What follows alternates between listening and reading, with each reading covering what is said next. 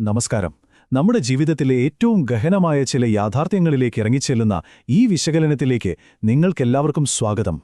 ഇന്ന് നമ്മൾ ഈ വിശുദ്ധ ഗ്രന്ഥത്തിന്റെ ഏടുകളിലൂടെ മനുഷ്യപ്രകൃതത്തിന്റെ ഏറ്റവും വലിയ വിരോധാഭാസങ്ങളിലേക്ക് ഒരൽപ്പം വ്യത്യസ്തമായൊരു യാത്ര പോവുകയാണ്. നിങ്ങൾ തയ്യാറല്ലേ? തുടങ്ങുന്നതിന് മുൻപ് ഒരു കാര്യം പ്രത്യേകം ഓർമ്മിപ്പിക്കട്ടെ. ഈ വിശകലനത്തിലെ ഉള്ളടക്കം പൂർണ്ണമായും പണ്ഡിറ്റ് ശ്രീരാം ശർമ്മ ആചാര്യജിയുടെ യഥാർത്ഥ ഹിന്ദി സാഹിത്യത്തെ അടിസ്ഥാനമാക്കിയുള്ളതാണ്. മറ്റൊരു തരത്തിലുള്ള കൂട്ടിച്ചേർക്കലുകളും ഇതിലില്ലാമേട്ടോ. ആ മഹത്തായ ആശയങ്ങളിലൂടെയാണ് നമ്മളിന്ന് സഞ്ചരിക്കുന്നത്. ശരി, നമുക്ക് നേരെ വിഷയത്തിലേക്ക് കടക്കാം.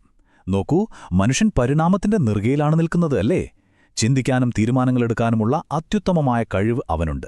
എന്നിട്ടും സ്വന്തം ജീവിതം സങ്കീർണമാക്കുന്നതിൽ നമ്മൾ എന്തിനാണ് ഇത്രയധികം വിഡ്ഢിത്തങ്ങൾ കാണിക്കുന്നത്? ഇതൊന്ന് ആലോചിച്ചു നോക്കൂ.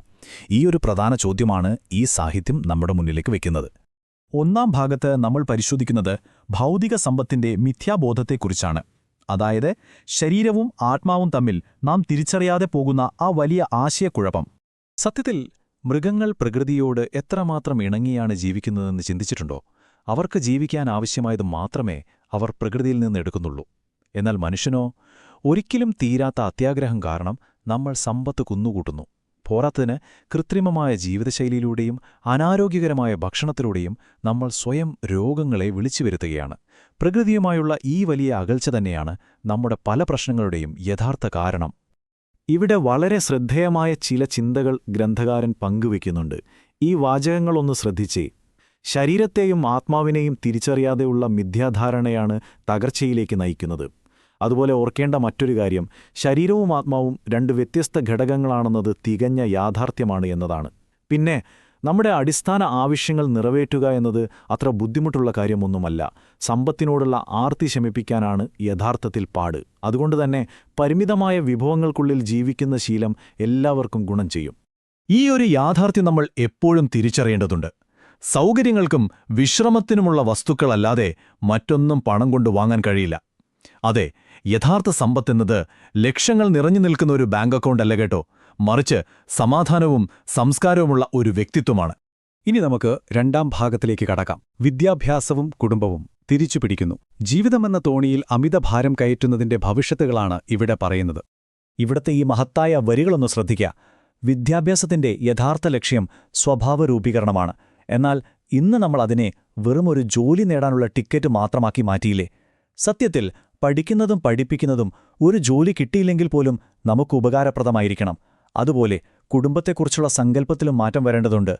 കാരണം കുടുംബത്തിന്റെ മഹത്വത്തിന് സംഭാവന നൽകാൻ സ്വന്തമായി കുട്ടികളുണ്ടാകണം എന്നൊരു നിർബന്ധവുമില്ല. ഓർക്കുക, മൂല്യമില്ലാത്ത കാര്യങ്ങളിൽ നേടിയെടുക്കുന്ന മഹത്വം ഒരു ചീട്ടുകൊട്ടാരം പോലെ പെട്ടെന്ന് തകർന്നു വീഴും. ഇതൊന്ന് ആലോചിച്ചു നോക്കൂ. വളരെ മനോഹരമായൊരു രൂപകമാണിത്. നദി കടക്കാൻ എപ്പോഴും ഭാരം കുറഞ്ഞ വള്ളമാണ് നല്ലത്, അല്ലേ? എന്നാൽ മനുഷ്യൻ അമിതമായി കുട്ടികൾക്ക് ജന്മം നൽകിയും അവരുടെ ഭാവിക്കായി രാപ്പകൽ പണം സമ്പാദിച്ചും സ്വന്തം ജീവിതം തന്നെ വലിയൊരു ഭാരമാക്കി മാറ്റുന്നു. ഇത് സത്യത്തിൽ നമ്മുടെ ആത്മീയ പുരോഗതിയെ പാടെ തടസ്സപ്പെടുത്തുന്ന ഒരു തീരാക്കടമായി മാറുകയാണ് ചെയ്യുന്നത്. ഇനി മൂന്നാം ഭാഗം, സമത്വവും മാനുഷിക ഐക്യവും. നമ്മൾ തന്നെ പണിതുയർത്തിയ വിഭജനത്തിന്റെ മതിലുകൾ എങ്ങനെ തകർക്കാം എന്നാണിവിടെ നോക്കുന്നത്.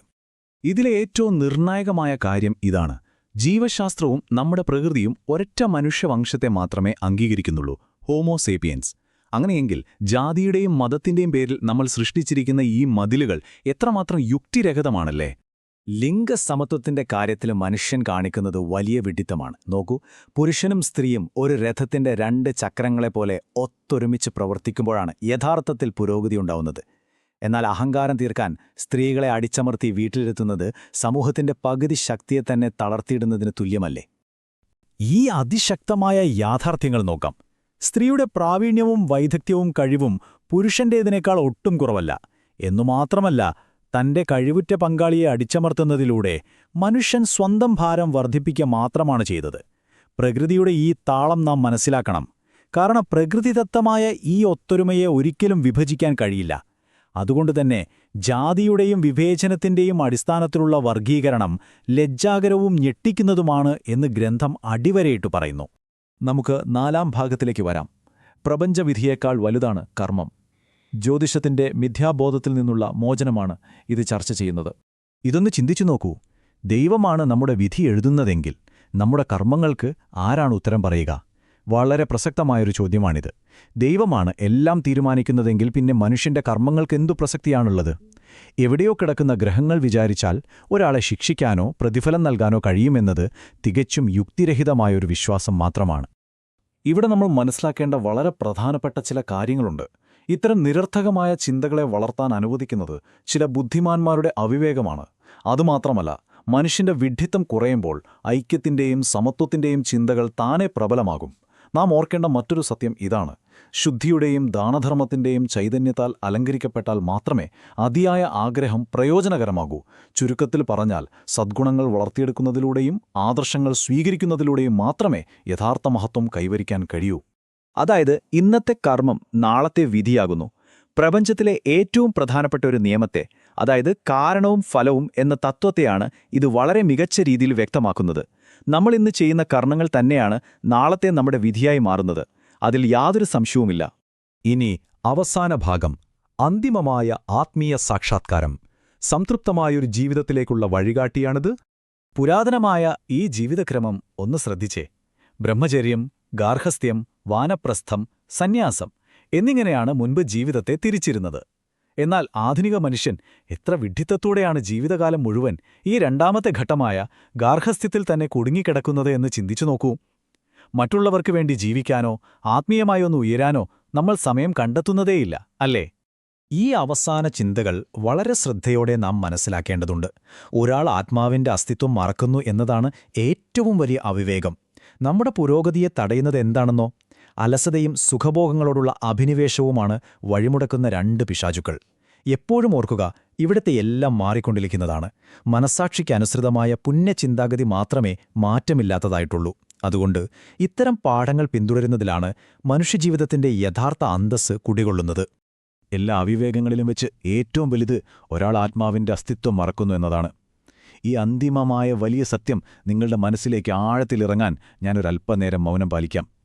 ജീവിതത്തിലെ ഏറ്റവും വലിയ യാഥാർത്ഥ്യം സത്യത്തിൽ ഈ വെളിച്ചം പോലെ തെളിഞ്ഞു നിൽക്കുന്നതാണ്. കാരണം ജീവിതമെന്നത് വളരെ പെട്ടെന്ന് കടന്നുപോകുന്ന ക്ഷണികമായ ഒരു മിന്നലൊളിയാണ്. ഭൗതിക സമ്പത്തെന്ന വെറും നിഴലുകൾക്ക് പിന്നാലെ പാഞ്ഞ് നിങ്ങൾ ഈ ജീവിതം തീർക്കുമോ?